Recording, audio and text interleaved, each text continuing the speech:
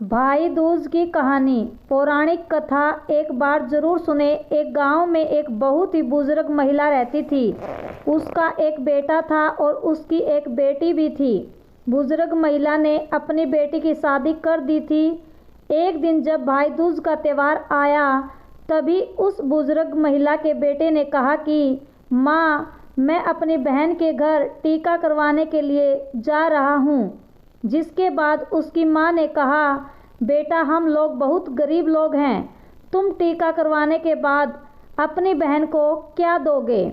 लेकिन उस बुजुर्ग महिला के बेटे ने जिद करके अपनी बहन के घर जाने के लिए अपनी माँ को मना लिया। फिर वह भाई अपनी माँ की आज्ञा लेकर अपनी बहन के घर निकल पड़ा। जैसे ही वह थोड़ी दूर पहुँचा, तब उसको एक बहुत ही गहरी नदी मिली और वह उसे कहने लगी कि मैं तुम्हें अपने पानी में डुबोकर मार दूंगी, क्योंकि मैं तुम्हारा काल हूँ। जिसके बाद वह भाई उस नदी से कहता है कि तुम मुझे थोड़ी देर की मोहलत दे दो, मैं अपनी बहन के घर टीका करवाने जा रहा हूँ। जब मैं वहाँ से वापस आऊँगा तब तुम मुझे मार देना। जिसके बाद वह नदी भाई को आगे जाने के लिए रास्ता देती है और फिर वह भाई आगे की ओर चल देता है। थोड़ी दूर पहुंचने के बाद उसको एक शेर मिलता है जो कहता है, मैं तुम्हें खा जाऊंगा। इसके बाद वह भाई शेर से कहता है कि अभी नहीं, मैं अभी अपनी बहन के पास टीका करवाने जा रहा हूँ। जब मैं लौट कर आऊँगा तब तुम मुझे खा लेना। फिर भी उस भाई को आगे जाने के लिए रास्ता है और फिर जब वह भाई आगे की ओर बढ़ने लगता है तो कुछ दूर पहुंचकर उसको एक सांप मिलता है और वह भी भाई से कहता है कि मैं तुम्हें मार दूंगा। वह भाई उस सांप भी वही कहता है कि मैं अभी अपनी बहन से टीका करवाने जा रहा हूँ, जब मैं लौट के आऊँगा तब तुम मुझे मार देना। वह भाई आगे की ओर चल जाता है और थोड़ी ही देर में भाई अपनी बहन के घर पहुँच जाता है। जब वह अपनी बहन के घर पहुँचता है तो घर के बाहर से आवाज़ लगाता है, लेकिन घर के अंदर उसकी बहन सूत काट रही होती है। सूत को काटते वक्त उसका धागा टूट जाता है और वहाँ के लोगों की यह मान्यता थी कि अगर सूत काटते वक्त अगर धागा टूट जाए तो बाहर कोई भी बुला रहा हो और वह बिना आवाज़ करे और बिना धागा को जोड़े चली जाए तो वह व्यक्ति मर जाएगा। वह बिना आवाज़ किए धागा जोड़ने लगती है, लेकिन जब भाई के आवाज़ लगाने पर भी उसकी बहन नहीं आती है तो वह वहाँ से जाने लगता है। तभी उसकी बहन उस धागे को जोड़कर तुरंत अपने भाई के पास जाकर उसको रोकती है और उसको अपने घर ले जाती है। वह बहन अपनी पड़ोस में रहने वाली महिला के पास जाती है और उससे पूछती है कि भाई दूज के दिन क्या मनाया जाता है। तब वह महिला उसको बताती है कि तुम तेल से अपने चूल्हे को लीपो और घी में चावल पकाओ। वह बहन घर जाकर पड़ोस के द्वारा बताई हुई चीज़ों को करने लगती है और तभी उसका भाई उसे कहता है कि बहन, मुझे बहुत ज़ोरों से भूख लगी है। लेकिन उसकी बहन पड़ोस की महिला की बातों में आकर काम कर रही होती है। जब उसका भाई रसोई में जाकर देखता है तो वह अपनी बहन से कहता है कि तुम बहुत भोली हो, जिसके कारण तुमको लोग पागल बना देते हैं। तुमने कभी घी में चावल पकते हुए देखा है और तेल से कभी चूल्हे को लीपा जाता है। तुम गोबर से चूल्हे को लीपो और पानी में चावल को पकाओ। वह बहन अपने भाई की बात मानकर वही करती है। जैसा उसका भाई करने के लिए बोलता है और वह खाना बनाकर अपने भाई को खिलाती है और थोड़ी देर बाद वह अपने भाई को टीका कर देती है। जब उसका भाई अगले दिन वापस अपने घर जाने के लिए कहता है तब उसकी बहन अपने भाई के लिए रास्ते में ले जाने के लिए कुछ लड्डू बना कर देती है कि इसको रास्ते में भूख लगे तो खा लेना, और उनमें से कुछ लड्डू अपने बच्चों के लिए भी बचा लेती है। जैसे ही उसका भाई चला जाता है और उसकी बहन के बच्चे जब खाने के लिए जिद करने लगते हैं तो वह अपने भाई के लिए बनाए हुए कुछ लड्डू जो अपने बच्चों के लिए बचा लिए थे वह अपने बच्चों को दे देती है, और तभी उनके बच्चों की नज़र उस लड्डू में पड़ती है जो एकदम से नीले हो रहे होते हैं।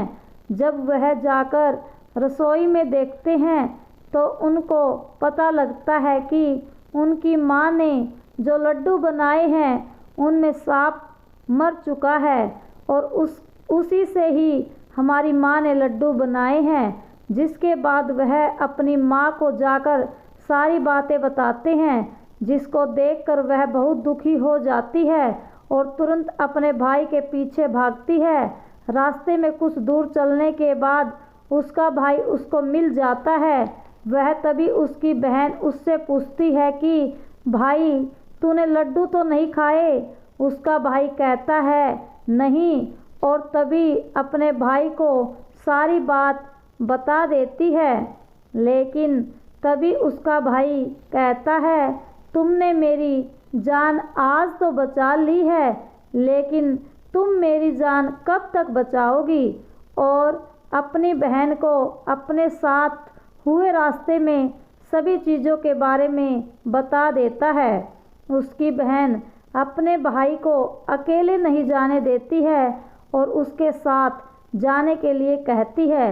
उसका भाई अपनी बहन को साथ आने के लिए मना कर देता है, लेकिन उसकी बहन जिद करने के लिए कारण अपने भाई के साथ जाने लगती है। कुछ दूर चलने के बाद जब बहन को प्यास लगती है तो वह अपने भाई से कहती है भाई मुझे पानी पीना है, बहुत ज़ोरों से प्यास लगी है। उसका भाई कहता है कि यही पास में एक तालाब, रुको मैं उस तालाब से तुम्हारे लिए जल ले आता हूँ। वह अपने भाई को तालाब के पास नहीं आने देती है और स्वयं ही अकेले तालाब के पास जाती है। जब वह तालाब के पास पहुँचती है तब उसको ही बुज़ुर्ग महिला मिलती है। वह बुज़ुर्ग महिला को तालाब के पास देख उसकी बहन उससे पूछती है आप कौन है? जब वह बुज़ुर्ग महिला बताती है कि मैं एक भाई का इंतज़ार कर रही हूँ, उसकी बहन ने एक सांप को मारा है जिसके लिए मैं उसका काल बनकर बैठी हूँ। उसकी बहन उस बुज़ुर्ग महिला से अपने भाई की जान बचाने के लिए पूछती है और तभी वह बुज़ुर्ग महिला उसे कहती है कि तुम अपने भाई को खूब गालियाँ दो और जब तक उसकी शादी ना हो जाए तब तक तुम उसकी सारी घात टाल दो तो तुम्हारे भाई की जान बच सकती है। वह बहन तुरंत वापस जाकर अपने घर से एक मांस का टुकड़ा और एक चुन्नी और एक कटोरी में थोड़ा सा दूध लेकर अपने भाई के पास आती है और उसे कहती है चलो। जैसे ही वह दोनों रास्ते में थोड़ी दूर चलने के पश्चात उनको एक वही शेर मिलता है जिसने उसके भाई को मारने के लिए पहले भी रोका था। जैसे ही वह शेर उसके भाई को मारने के लिए आगे बढ़ता है तब उसकी बहन शेर को एक मांस का टुकड़ा खाने के लिए दे देती है, जिससे शेर उस मांस के टुकड़े को खाने लगता है और वहाँ से दोनों लोग आगे चल देते हैं। आगे पहुंचकर जब थोड़ी दूर पर वही सांप मिलता है तो वह सांप को अपने साथ लाई हुई एक कटोरी में दूध को सांप के आगे रख देती है, जिससे सांप दूध पीने लगता है और वह लोग आगे की ओर चले जाते हैं। आगे जब नदी के पास पहुंचते हैं तब उसकी बहन नदी को एक चुन्नी देती है, जिससे नदी प्रसन्न होकर उनको आगे जाने का रास्ता दे देती है और थोड़ी देर पश्चात वह लोग अपने घर पहुंच जाते हैं। घर पहुंचकर उनकी माँ अपने दोनों बच्चों को देखकर बहुत खुश हो जाती है, लेकिन उसकी बहन अपने भाई को गालियाँ देना शुरू कर देती है।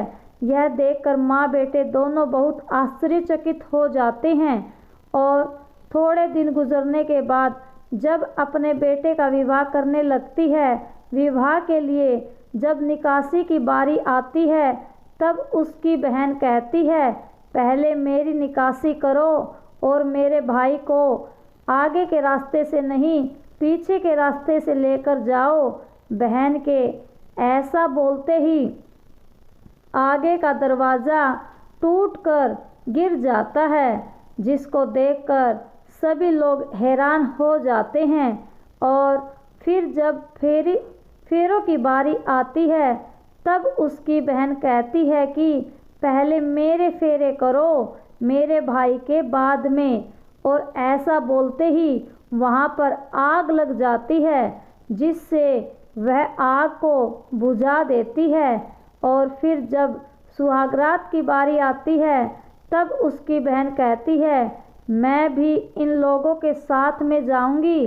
सभी लोग बीच में एक पर्दा डालकर उसकी बहन को भी अंदर जाने देते हैं। तभी रात में एक सांप आता है, जिसको उसकी बहन एक डब्बे में बंद कर देती है और अपने भाई की जान बचा लेती है। और सुबह होते ही वह सभी को सच बता देती है कि वह ऐसा क्यों कर रही है, जिसे सभी ने उसकी बहन की प्रशंसा करने लगते हैं और उसका भाई भी अपनी बहन से बहुत खुश हो जाता है।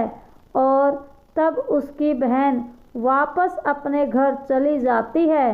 दोस्तों, अगर यह धार्मिक कहानी आपको पसंद आती है तो वीडियो को लाइक करके एक प्यारा सा कमेंट ज़रूर करें और इस वीडियो को ज़्यादा से ज़्यादा शेयर करके हमारे YouTube channel summer Titu TV को सब्सक्राइब ज़रूर करें। धन्यवाद। वीडियो को सब्सक्राइब, लाइक एंड शेयर ज़रूर करें। Thanks for watching.